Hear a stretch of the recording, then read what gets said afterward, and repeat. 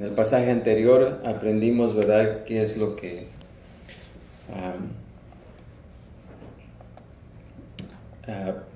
nuestras líneas de defensa. Hemos cubierto 2 líneas de defensa, las cuales el apóstol Pedro nos mostró en los pasajes anteriores. Una, ¿verdad?, que tiene que ver con la salvación. Tenemos que estar seguros de nuestra salvación, porque la seguridad de la salvación nos proporciona esa defensa contra los falsos maestros que vienen y atacan nuestra salvación.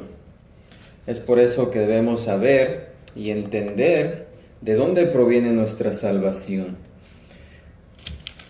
Ya el apóstol Pedro nos mencionó en el versículo 1 del capítulo 1 de dónde viene esa salvación. No viene por algún mérito humano, no viene por algún esfuerzo humano, sino que Pedro nos dice que viene del Señor.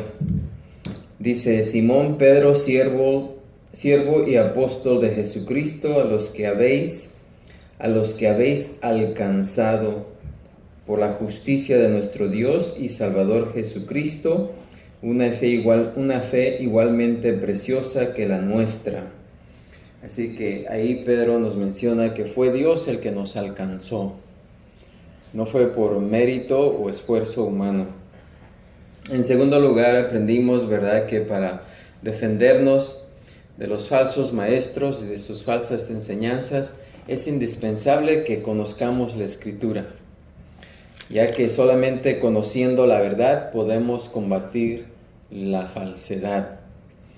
Y nos queda otra línea de defensa, que es la santidad. Debemos también comprender nuestra santidad. Pero antes de entrar ahí, el apóstol Pedro hace un paréntesis para describir a los falsos maestros. Y esto es lo que comenzamos a ver en este pasaje la semana pasada. Y hicimos algunas preguntas que deben de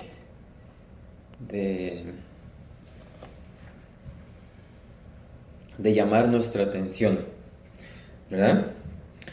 ¿Existe un crimen más serio que falsificar la verdad de la palabra de Dios?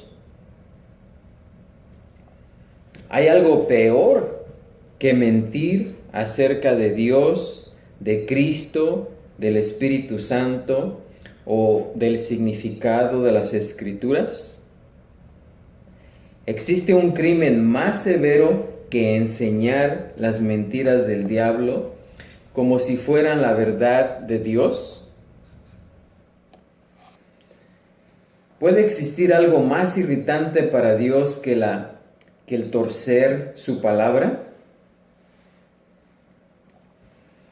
¿Hay una hipocresía peor que decir que hablas por Dios para la salvación de las almas, cuando en realidad hablas por Satanás para la condenación de las almas? Y por último, ¿puede haber un engaño más atroz que ser un falso maestro en la iglesia? Este pasaje, ¿verdad?, nos responde con un rotundo no a todas estas preguntas.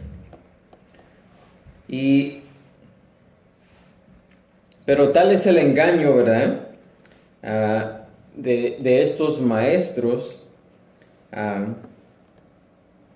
y las tácticas con las que se presentan, ¿verdad?, que lo que logran es solamente condenar las almas de las personas al infierno eterno. Por lo tanto, pues esto es algo sumamente serio, sumamente serio. Y la semana pasada empezamos a ver cómo es que estos falsos maestros, ¿quiénes son estos falsos maestros? ¿Cómo operan? ¿Dónde operan? Y precisamente el primer versículo de este capítulo 2 nos muestra su esfera de operación, su esfera de operación. O sea, ¿dónde es donde ellos trabajan? Mucha gente piensa que Satanás está allá afuera. Y sí, él está allá afuera, engañando a la gente. Pero más que nada, él se encuentra en las iglesias, o más bien en la iglesia de Jesucristo.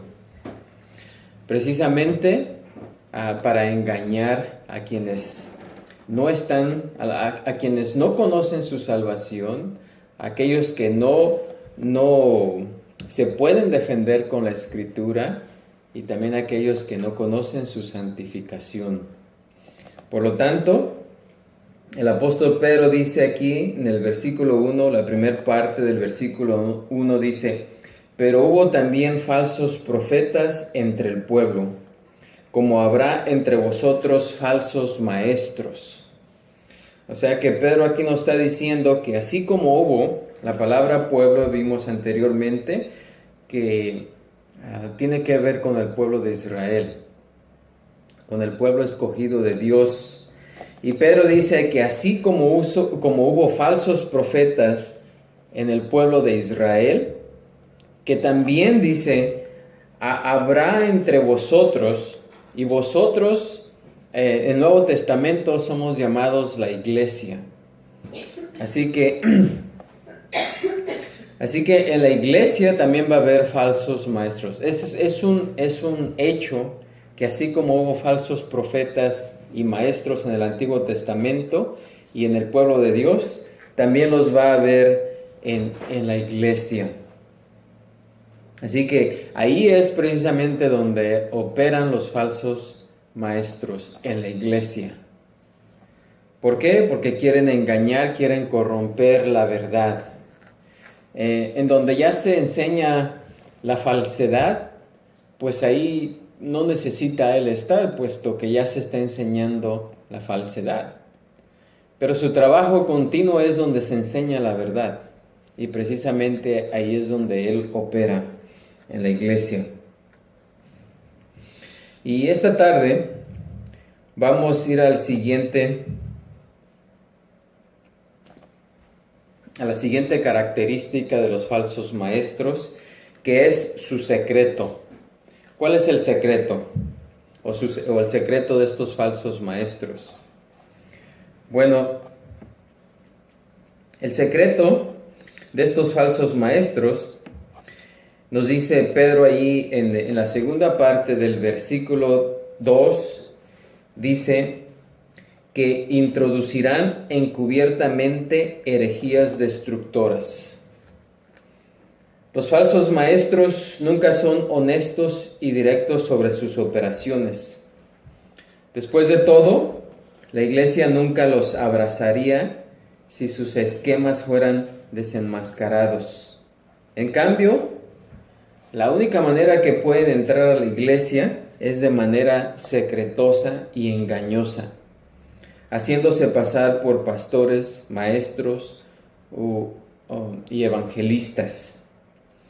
Judas 4 dice: porque algunos hombres han entrado encubiertamente, los que desde antes habían sido destinados para esta condenación, hombres impíos que convierten en libertinaje la gracia de nuestro Dios y niegan a Dios, el único soberano, y a nuestro Señor Jesucristo.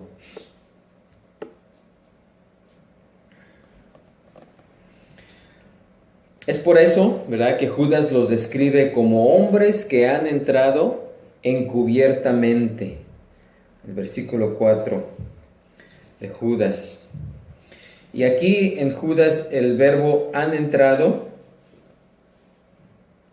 significa, ese verbo han entrado, deslizarse sin ser visto o colarse con falsos pretextos. O sea, han entrado deslizándose sin ser vistos o colándose con falsos pretextos. De esa manera han entrado. El término también se refiere a un acusado inteligente que intenta engañar al juez, o un criminal que regresa en secreto al lugar de donde fue desterrado. ¿sí? Quiere regresar y no va a entrar presentándose como se fue, sino va a venir de alguna manera engañosa o encubierta.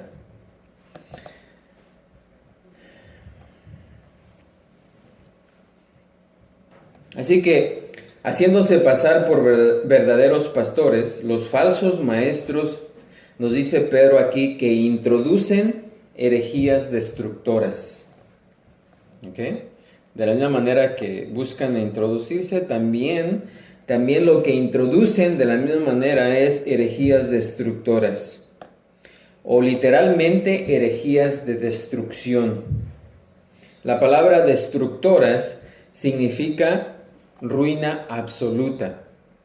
Así que imagínense, introduciendo herejías cuya ruina es absoluta. ¿Sí? Porque no hay mayor pérdida. No hay mayor pérdida que creer que una persona va con destino al cielo cuando en realidad va en destino a perdición. O sea, ¿qué puede ser más engañoso que eso? ¿Qué puede ser más fatal que eso? Nada, ¿sí? Nada puede ser tan fatal como eso. Por eso aquí la palabra destructora significa, es una ruina absoluta. Porque se imagine una persona pensando que cuando muera va a estar en la gloria, y al morir, donde se va a encontrar va a ser en el infierno. Eso es una ruina absoluta. Así que en este contexto el término indica que las tretas de estos hombres tienen consecuencias eternas desastrosas, tanto para ellos como para sus seguidores. Esta palabra la podemos encontrar en el sentido de condenación, o sea, destructoras, en Mateo 7:13, donde dice: entrad por la puerta estrecha, porque ancha es la puerta y espacioso el camino que lleva a la perdición, y muchos son los que entran por ella. Así que la palabra ahí, perdición, es una ruina absoluta. También se usó para describir el destino de Judas en Juan 17:12, cuando dice: cuando estaba con ellos en el mundo, yo los guardaba en tu nombre. A los que me diste, yo los guardé, y ninguno de ellos se perdió, sino el hijo de perdición, para que la escritura se cumpliese. ¿Sí? La pérdida de Judas fue una ruina absoluta. También podemos ver la aplicación a la perdición de los incrédulos en Romanos 9:22, cuando dice Pablo: ¿y qué? Si Dios, queriendo mostrar su ira y hacer notorio su poder, soportó con mucha paciencia los vasos de ira preparados para destrucción. Otra vez la misma palabra. También en su uso para describir el juicio del hombre de pecado. En 2 de Tesalonicenses 2:3 dice: nadie os engañe en ninguna manera, porque no vendrá sin que antes venga la apostasía y se manifieste el hombre de pecado, el hijo de perdición. ¿Sí? Así que en cada una de estos pasajes donde se usa esa palabra, la palabra destructora que se traduce aquí, es con una ruina absoluta. Así que en esta carta se usa para describir la destrucción de los impíos. Pedro marcó esas herejías como contrarias al evangelio, o sea que condenan en lugar de salvar. El término herejías significa una opinión, especialmente una opinión voluntaria que se sustituye por la sumisión al poder de la verdad y conduce a la división y la formación de sectas. Esto es lo que el diccionario expositivo de palabras del Nuevo Testamento nos dice acerca de lo que es una herejía o herejías. Así que Pedro, al usar esta palabra, indicó que estos falsos maestros hablan intercambiando la verdad de la palabra de Dios por sus propias opiniones. Y como resultado, distorsionan la verdad para sus propios fines, convenciendo a los crédulos a creer sus mentiras. Su enseñanza entonces no era más que una falsificación religiosa, una imitación. También herejías se puede referir a una secta o una división. Aquí se refiere al peor tipo de desviación y engaño. O sea, ¿cuál es ese tipo de desviación y engaño? O el peor tipo de desviación y engaño es enseñar que algo es bíblico cuando en realidad es todo lo contrario. Así que los falsos maestros no siempre se oponen abiertamente al Evangelio, ¿verdad? Algunos afirman creerlo,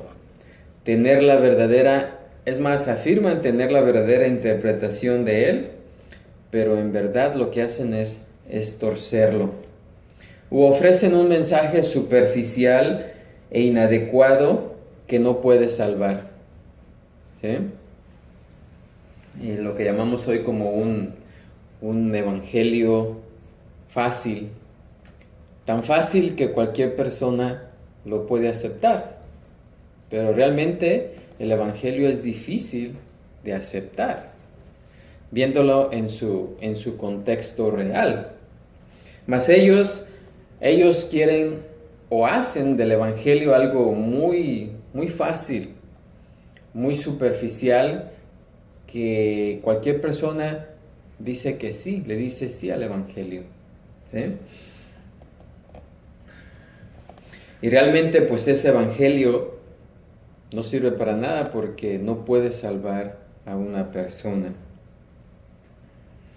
Así que debido a que la enseñanza de estos falsos maestros es tan letal como lo es sutil, o sea que la mezclan muy sutilmente y en muchas ocasiones cuesta trabajo es difícil para una persona que no conoce las Escrituras poder separar lo falso de la verdad.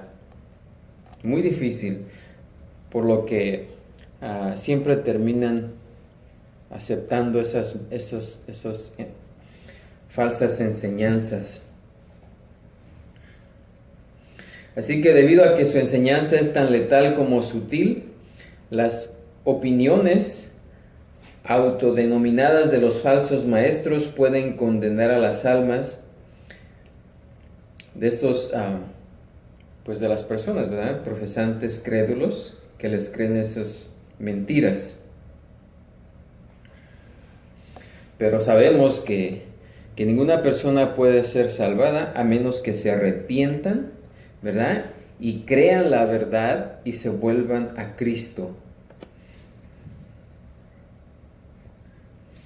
Pero si atienden y creen estas enseñanzas falsas, pues lo único que van a conseguir con eso es perderse eternamente. Así que de su secreto pasamos ahora a su sacrilegio. ¿Cuál es el sacrilegio de estos falsos maestros? Pedro nos sigue diciendo ahí en la tercera parte de este versículo 1 del capítulo 2 de Segunda de Pedro, y dice: y aún negarán al Señor que los rescató, atrayendo sobre sí mismos destrucción repentina. Y aún, dice, y aún negarán al Señor que los rescató, atrayendo sobre sí mismos destrucción repentina. La conjunción y aún subraya la magnitud impensable de la falsa arrogancia de estos maestros. Un orgullo que se manifiesta tanto que aún niegan, dice aquí, al Señor. O sea, negar al Señor, eso es algo tremendo. Pero es tanto su engaño o lo que ellos traen, sus opiniones, que aún niegan al Señor que los rescató. La palabra negar es un término fuerte que significa rechazar, o sea, rechazan. También quiere decir no querer o decir firmemente no. Eso es rechazar, o la palabra que se usa aquí como negar, quiere decir eso, decir firmemente no. El mismo verbo aparece en Hebreos 11:24 para describir la negativa de Moisés a ser llamado hijo de Faraón. O sea, Moisés se negó rotundamente a ser llamado hijo de Faraón. Así que es así ese rechazo, negar al Señor, o sea, rechazan al Señor firmemente, así como Moisés negó ser llamado hijo del Faraón. Ahora, Pedro usó el verbo en tiempo participio presente para denotar que este es un patrón habitual de los falsos maestros en rechazar. O sea, que rechazan continuamente, no solamente una vez, sino que continuamente están rechazando al Señor. Y característicamente lo que rechazan es la autoridad divina, ¿sí? No se someten. Judas 8 dice, no obstante, de la misma manera, también estos soñadores mancillan la carne. Y luego dice Judas, rechazan la autoridad y blasfeman de las potestades superiores. ¿Sí? Ahora vamos a ver aquí la palabra Señor, porque dice, aún negarán al Señor. La palabra Señor aquí significa soberano, significa también gobernante o Señor. La palabra aparece 10 veces en el Nuevo Testamento y siempre se refiere a alguien que tiene autoridad suprema. En 4 casos en el Nuevo Testamento, como en 1 Timoteo 6:1, 1 Timoteo 6:2, Tito 2:9 y 1 de Pedro 2:18, se refiere al dueño de una casa o estado que tiene plena autoridad sobre todos los sirvientes. Así que aquí y en otras 5 ocurrencias como Lucas 2:29, Hechos 4:24, 2 de Timoteo 2:21, Judas 4 y Apocalipsis 6:10 se refiere directamente a Cristo o a Dios. Así que para Pedro el sacrilegio supremo de los falsos maestros es que niegan el señorío soberano de Jesucristo. Y por supuesto no pueden negar exteriormente su deidad. O la expiación, la resurrección o la segunda venida de Cristo, pero internamente se niegan rotundamente a someter sus vidas al gobierno soberano de Dios. Como resultado, sus estilos de vida son inmorales y rebeldes, y estos pues los delatan, ¿ok? La vida que ellos viven delatan que realmente no se someten a la soberanía de Dios. Ahora, la frase aquí dice que los rescató. Negarán al Señor que los rescató. Y aquí vamos a pasar un momentito porque leyendo este pasaje detenidamente, podemos, al leerlo superficialmente, decir que, o sea, este sería el pensamiento, que estos falsos maestros niegan o rechazan al Señor que los rescató. Y se oye ahí como que, aunque son falsos maestros, fueron rescatados por el Señor. O sea que algunos podrían pensar que aún así Jesucristo los salvó, si lo leemos superficialmente. Así que tenemos que entrar un poquito más profundo ahí, porque no es eso lo que Pedro está diciendo aquí. Y vamos a ver por qué. El término que Pedro encaja aquí, el término que Pedro usa aquí, encaja perfectamente con la analogía de Pedro. Así que tenemos que seguir el flujo del texto, ¿sí? Y Pedro está diciendo o está aludiendo al dueño de una casa que compraría esclavos y los pondría a cargo de varias tareas domésticas. Debido a que ahora eran considerados como propiedad personal del maestro, le debían su completa lealtad a él, ¿sí? Así que la manera de entender este pasaje es que estos falsos maestros, ¿verdad? Se parecen en la manera de rechazar a Jesucristo, se parecen como aquellas personas que en la antigüedad, ¿verdad?, eran comprados por un amo. O sea, iba a una persona que tenía una hacienda o un rancho, iba y compraba esclavos en el mercado. Los traía a su rancho o su hacienda, donde ellos iban a trabajar en determinadas tareas. Entonces, a eso es a lo que se está refiriendo Pedro, que este amo compró estos esclavos con el fin de que vinieran a hacer estas tareas, pero que estos esclavos rechazan la autoridad del amo que los rescató del mercado donde los tenían vendiendo como esclavos, ¿sí?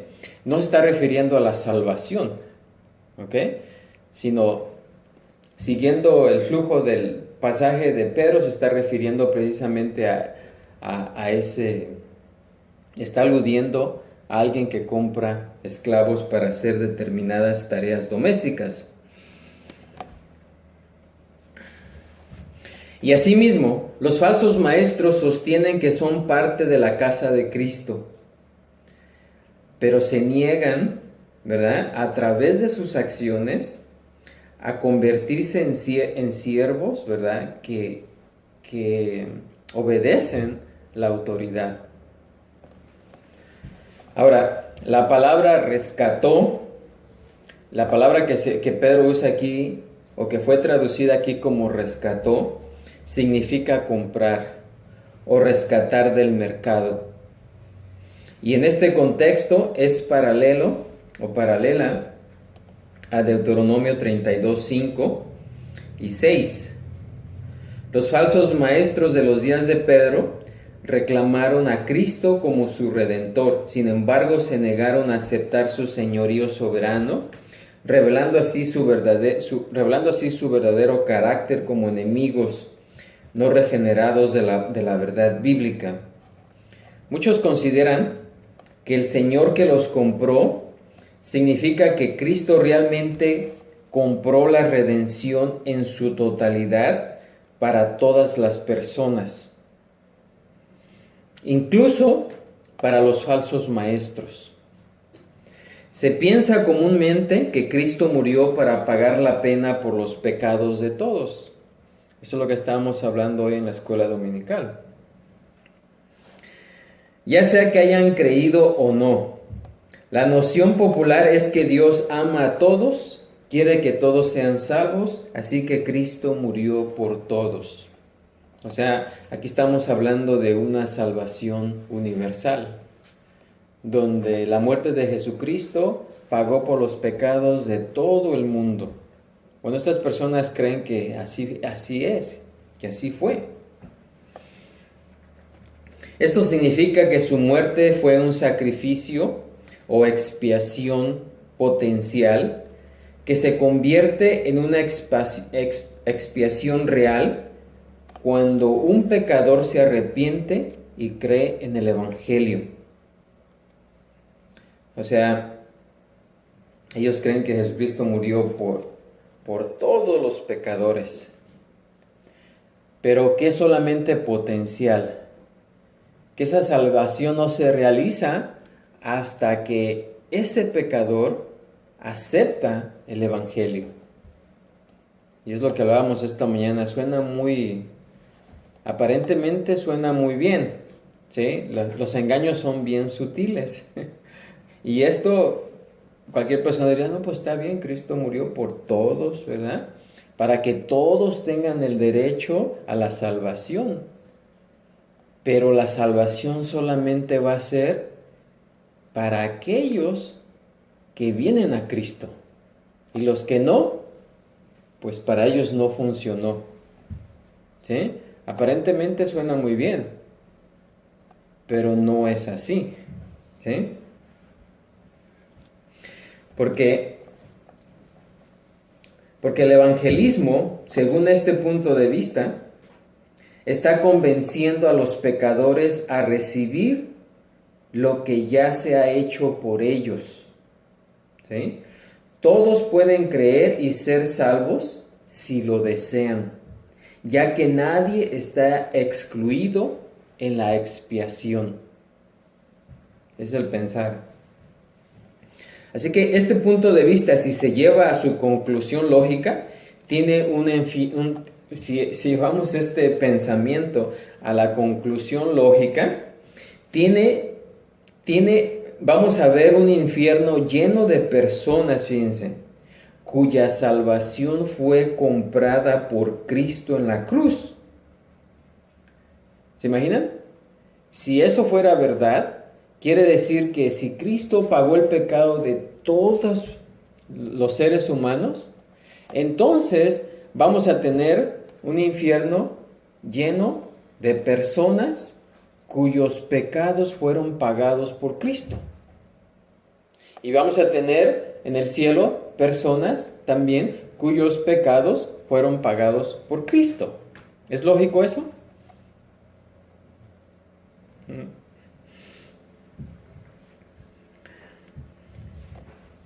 Así que, llevado este punto de vista a su conclusión lógica, eso es lo que va a suceder, ¿no?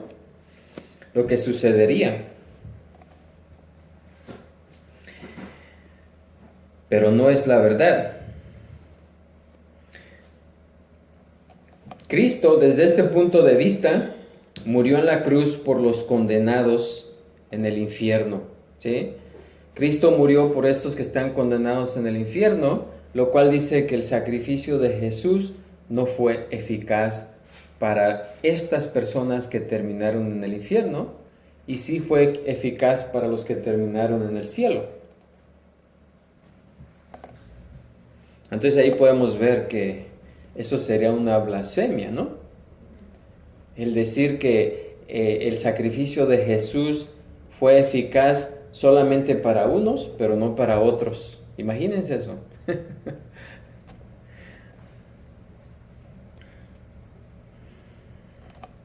Ahora, ¿cuál es la diferencia entre el destino de los redimidos y de los condenados? Solamente la elección del pecador, ¿sí? Porque Cristo compró la redención para todos, pero ¿quién hace la diferencia de dónde terminan? ¿O cuál es el destino? El pecador decide aceptar el sacrificio y termina en el cielo, o decide rechazar el sacrificio y termina en el infierno.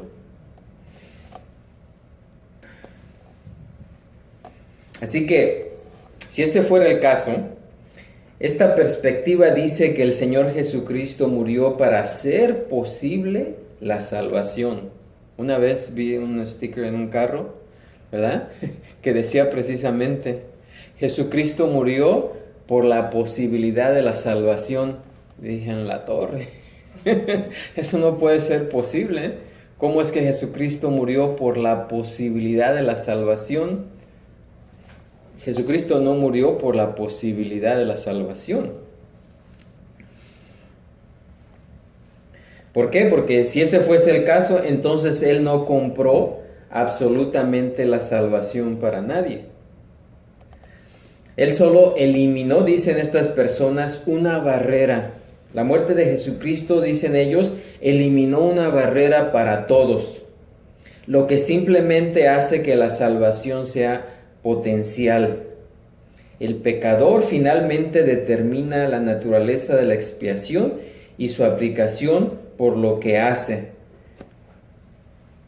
Así que, de acuerdo con esa perspectiva, cuando Jesús exclamó por última vez en la cruz diciendo, consumado es, realmente debería traducirse como establecido es. Pero Jesús no dijo establecido es. Jesús dijo consumado es.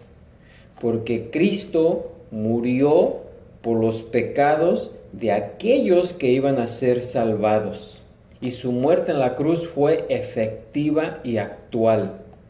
¿Sí? ¿Para quiénes? Para aquellos que fueron escogidos desde antes de la fundación del mundo. ¿Sí? Así que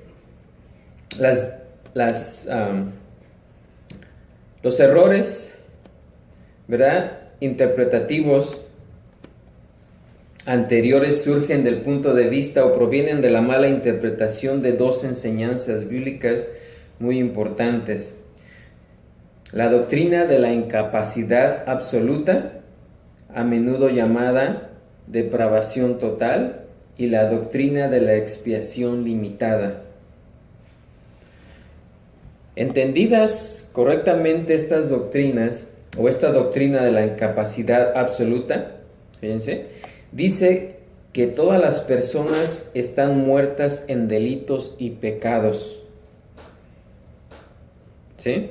Efesios 2:1 dice que todos estábamos muertos en nuestros delitos y pecados, alejados de la vida de Dios. Romanos 1:21 y 22.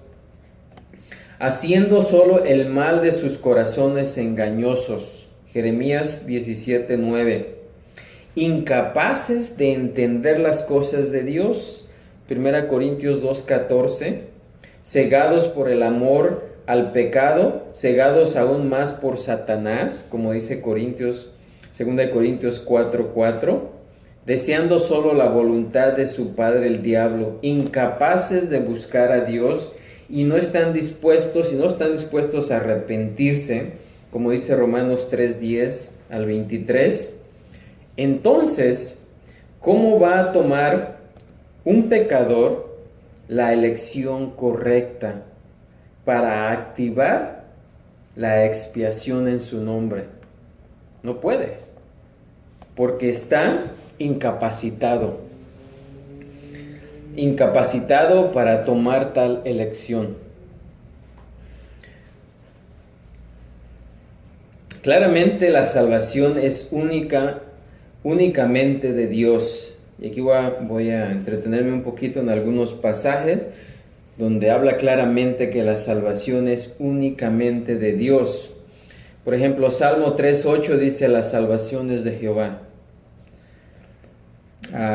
Jonás 2:9 también dice: la salvación es de Jehová. ¿Por qué? Porque Dios debe dar luz, vida, vista, entendimiento, arrepentimiento y fe para que el pecador pueda tomar la decisión correcta. Dice Juan 1:12 y 13, dice: mas a todos los que le recibieron, a los que creen en su nombre, les dio potestad de ser hechos hijos de Dios, los cuales no son engendrados de sangre, ni de voluntad de carne, ni de voluntad de varón, sino de Dios. ¿Sí? El que es nacido de la carne, carne es. El que es nacido del Espíritu, Espíritu es. Primera de Corintios 1:30 dice: mas por él estáis vosotros en Cristo Jesús, el cual nos ha sido hecho por Dios sabiduría, justificación, santificación y redención. Y Efesios 2:8 y 9 dice: porque por gracia sois salvos por medio de la fe, y esto no de vosotros, pues es don de Dios, no por obras, para que nadie se gloríe. Así que Dios debe dar al pecador, debe dar luz, debe dar vida, debe dar vista, debe dar entendimiento, arrepentimiento y fe, ¿sí? Para que esa persona pueda hacer la elección correcta. Así que la salvación viene al pecador por parte de Dios, no por su voluntad y poder. Dado que eso es cierto y se basa en la doctrina de la elección soberana, Dios determinó el alcance de la expiación. Es Dios, no el hombre, el que pone el límite. Primera de Pedro 1, del 1 al 3 dice: Pedro, apóstol de Jesucristo, a los expatriados de la dispersión en el Ponto, Galacia, Capadocia, Asia y Bitinia, dice: elegidos según la presciencia de Dios Padre en santificación del Espíritu, para obedecer y ser rociados por la sangre de Jesucristo.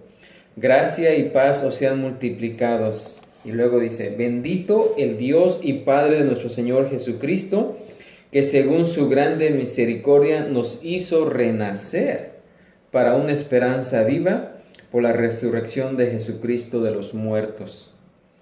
¿Quién es el que da vida? ¿Quién es el que escoge? ¿Quién es el que elige? Dios. ¿Verdad? Y aquí en el versículo 3, segunda de Pedro 1:3 dice: como todas las cosas que pertenecen a la vida y a la piedad nos han sido dadas por su divino poder.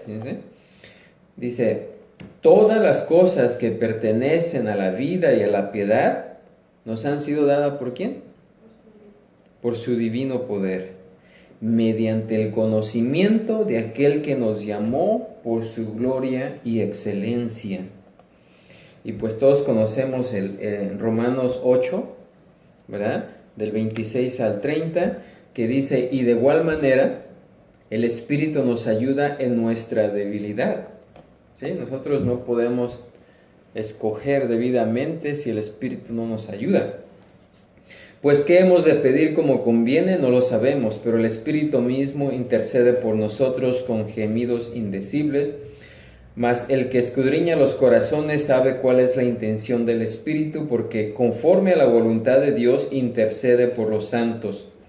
Y sabemos que a los que aman a Dios, todas las cosas les ayudan a bien. Esto es, a los que conforme a su propósito, dice, ¿quién es el que llama?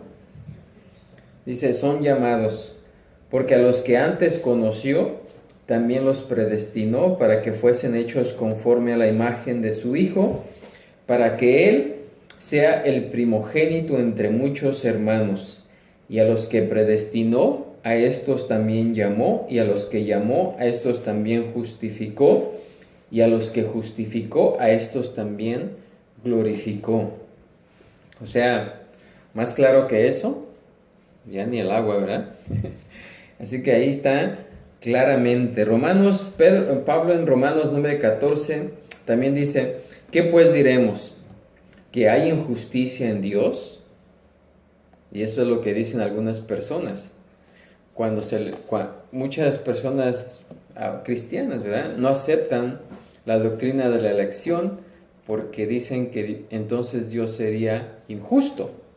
Y precisamente aquí en este pasaje Pablo trata con ese asunto. Dice, ¿qué pues diremos? ¿Que hay injusticia en Dios? En ninguna manera. Pues a Moisés dice, tendré misericordia del que yo tenga misericordia, y me compadeceré del que yo me compadezca. Así que no depende del que quiere, ni del que corre, sino de Dios que tiene misericordia. Porque la Escritura dice a Faraón, para esto mismo te he levantado, para mostrar en ti mi poder y para que mi nombre sea anunciado por toda la tierra. De manera que de quien quiere, tiene misericordia. Y al que quiere endurecer, endurece. Pero me dirás, ¿por qué pues inculpa? Porque ¿quién ha resistido a su voluntad? Y luego dice, mas antes, oh hombre, ¿quién eres tú para que alterques con Dios? ¿Dirá el vaso de barro al que lo formó, ¿por qué me has hecho así? ¿O no tiene potestad el alfarero sobre el barro para hacer de la misma masa un vaso para honra y otro para deshonra? ¿Y qué si Dios, queriendo mostrar su ira y hacer notorio su poder, soportó con mucha paciencia los vasos de ira preparados para destrucción? Así que aquí podemos ver que la salvación es completamente de Dios, que Él eligió a unos para salvación, y por esos que Dios eligió o escogió para salvación, por esos la muerte de Jesucristo, y solamente para esos, fue completamente eficaz y murió por todos los pecados de esos que fueron escogidos. ¿Sí? Así que, ¿por quién murió Cristo? Él murió por todos los que creerían, porque fueron, ¿qué? Elegidos, llamados, justificados y concedidos por el Padre al arrepentimiento y a la fe. ¿Sí? La expiación está limitada a aquellos que creen que son los elegidos de Dios. Cualquier creyente que no crea en la salvación universal sabe que la expiación de Cristo es limitada. Cualquiera que rechace la idea de que toda la raza humana será salvada, cree necesariamente en una expiación limitada, ya sea limitada por el pecado, por el pecador que es soberano o por Dios que es soberano. Así que uno debe olvidar la idea de una expiación ilimitada. Si afirmamos que los pecadores tienen el poder de limitar su aplicación, entonces la expiación por su naturaleza está limitada en poder y efectividad real. Con ese entendimiento es menos que una expiación real y de hecho es meramente potencial y está restringida por las voliciones de los seres humanos caídos. Sí, lo que les acabo de decir es que si el pecador, si la elección del pecador, ¿ok?, es la que trae la salvación al pecador, en ese caso, ¿quién sería el soberano? ¿El pecador o Dios? ¿Sí? El pecador. O sea, imagínense que Dios no sabe quién va a ser salvado hasta que el pecador dice, yo acepto ese evangelio. ¿Se imaginan? Entonces Dios no sería soberano. Dios sabe precisamente quién va a ser salvo, quién es salvo ya. ¿Por qué? Porque Él lo determinó desde antes de la fundación del mundo.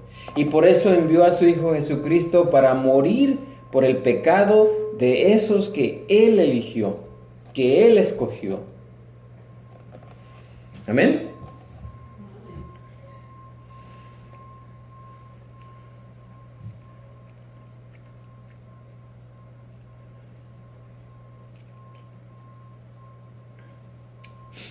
Y así podemos ver varios pasajes. Por ejemplo, Mateo 1:21 dice, y dará a luz un hijo y llamará su nombre Jesús, porque Él salvará a su pueblo de sus pecados. Él, ¿sí? Él va a salvar a su pueblo de sus pecados.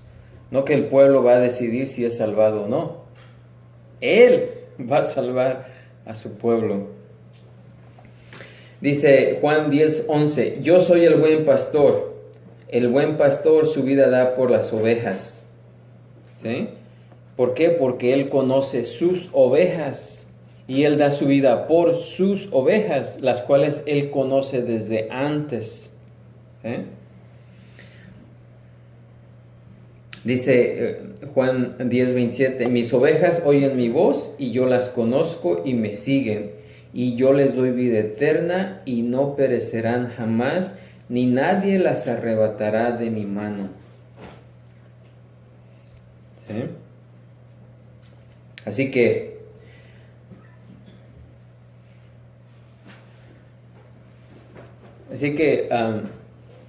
muchas personas, ¿verdad?, llaman a estos dos puntos de vista, el punto de vista calvinista y el punto de vista arminiano, ¿verdad? Pero realmente el punto de vista calvinista es precisamente lo que la Escritura enseña. No es que Calvino lo haya inventado, él simplemente lo explicó tal y como lo enseña la Escritura. La doctrina arminiana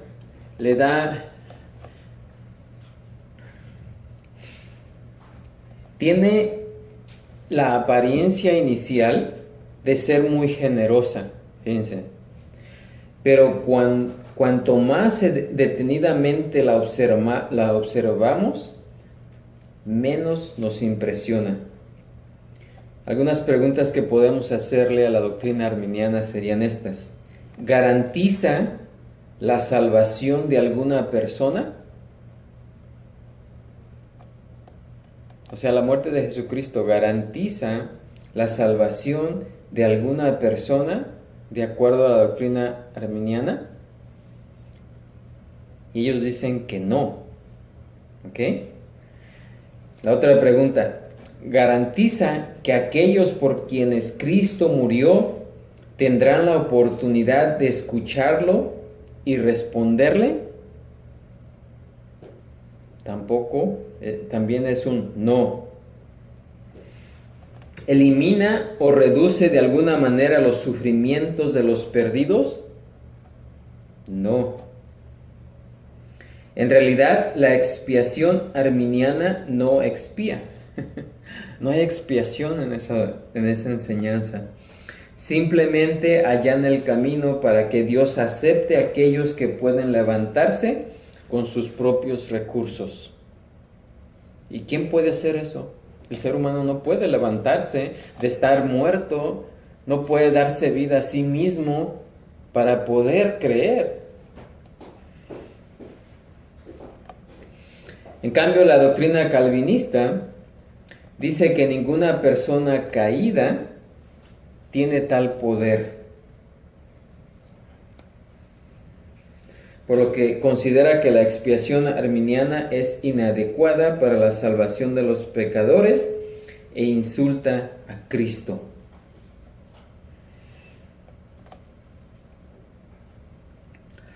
Ok, ahora regresando al pasaje que leímos. Toda esa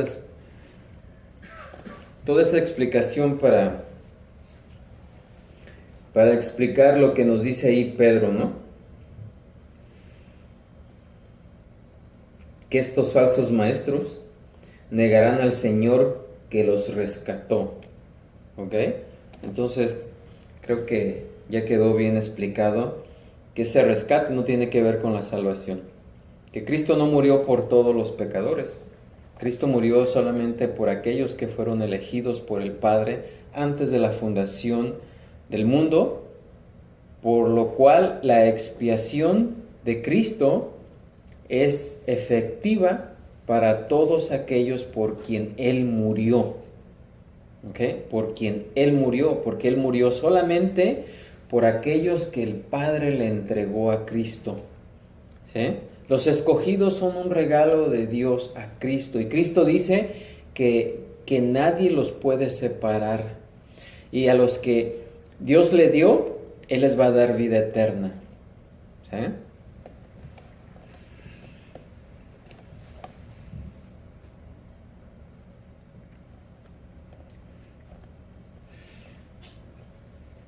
Así que los pecados de los falsos maestros no fueron pagados en la expiación de Cristo. ¿Ok? Porque simplemente Pedro está aludiendo a la relación entre un amo y los esclavos. ¿Ok? Quiere decir que esos esclavos, aunque el amo los rescató, estos esclavos no se someten al señorío de aquel que los compró para llevar a cabo esas tareas domésticas.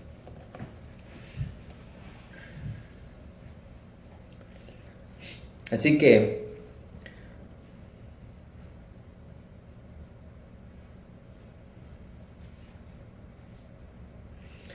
las personas que rechazan el señorío de Cristo no deben ser designadas simplemente como cristianos de segunda clase. Porque hay algunos que dicen, bueno, aquel que no se somete al señorío de Cristo son creyentes, pero no son discípulos.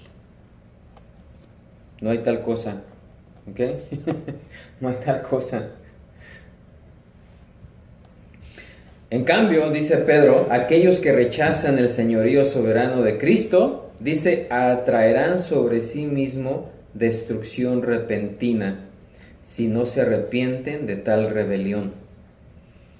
Hebreos 10, 25 al 31 dice, no dejando de congregarnos, como algunos tienen por costumbre, sino exhortándonos, y tanto más cuando veis que aquel día se acerca, porque si pecaremos voluntariamente después de haber recibido el conocimiento de la verdad, ya no queda más sacrificio por los pecados, sino una horrenda expectación de juicio y de hervor de fuego que ha de devorar a los adversarios. El que viola la ley de Moisés por el testimonio de 2 o 3 testigos, muere irremisiblemente. ¿Cuánto mayor castigo pensáis que merecerá el que pisoteare al Hijo de Dios y tuviere por inmunda la sangre del pecado en la cual fue santificado, e hiciere afrenta al Espíritu de gracia? Pues conocemos al que dijo, mía es la venganza, yo daré el pago, dice el Señor. Y otra vez el Señor juzgará a su pueblo. Horrenda cosa es caer en manos del Dios vivo. Así que estos falsos maestros que se introducen secretamente en la iglesia y aún aceptan, ¿verdad?, que sí obedecen o que sí creen en el Evangelio, realmente no se someten al señorío. ¿Ok? Y para ellos pues viene, como dice aquí Pedro, una destrucción repentina. La palabra repentina significa rápido o inminentemente. Inminente. Y destrucción se refiere a la perdición o a la condenación eterna en el infierno. Así que este horrible destino, ya sea al morir o cuando Cristo regrese, les espera a los falsos maestros y a todos los que siguen su camino, ¿verdad?, engañoso. Y termino con este pasaje de 2 Tesalonicenses 1, 7 al 10, dice, y a vosotros que sois atribulados, daros reposo con nosotros, cuando se manifieste el Señor Jesús desde el cielo con los ángeles de su poder en llama de fuego, para dar retribución a los que no conocieron a Dios ni obedecen al Evangelio de nuestro Señor Jesucristo, los cuales sufrirán pena de eterna perdición, excluidos de la presencia del Señor y de la gloria de su poder, cuando venga en aquel día para ser glorificado en sus santos y ser admirado en todos los que creyeron, por cuanto nuestro testimonio ha sido creído entre vosotros. Así que ahí podemos ver que de esta manera son características que describen a los falsos maestros, ¿verdad? Podemos ver el sacrilegio, ¿verdad? De no someterse a la soberanía de Dios, y cómo se introducen encubiertamente y cómo introducen encubiertamente esas herejías destructoras. Amén. Y así mismo pues vamos a detenernos ahí. La próxima semana veremos algunas otras características de estos falsos maestros. Esos son puntos de identificación. Amén. De esta manera podemos identificar a los falsos maestros. Y es precisamente lo que Pedro quiere, que sepamos cómo identificarlos. Amén. Vamos a ponernos de pie y ser despedidos. Padre Santo, Señor Todopoderoso, gracias te damos, Señor, por tu palabra, la cual es clara y nos enseña, Señor, todo lo que tú has decidido que sepamos en cuanto a esta vida y a la venidera. Te rogamos, Señor, que lo que hemos aprendido hoy en cuanto a estas personas, pues las tengamos muy presentes, Señor, para no ser engañados con estas sutilezas, estas verdades, estas falsedades que aparentemente parecen muy piadosas o se hacen pasar como verdades, pero en realidad tuercen tu verdad, Señor. Ayúdanos, Señor, a poder identificarlo, Señor, y a no ser atraídos por sus falsas enseñanzas. También te pedimos, Señor, que nos despidas de este lugar, nos lleves a nuestro hogar con todo bien, que siempre recordemos que vivimos delante de tu presencia, Señor. Gracias te damos y te pedimos estas cosas en el nombre de Cristo Jesús. Amén, Señor. Amén. Y así podemos decir todos juntos: la gracia de nuestro Señor Jesucristo sea con todos vosotros. Amén. Dios los bendiga.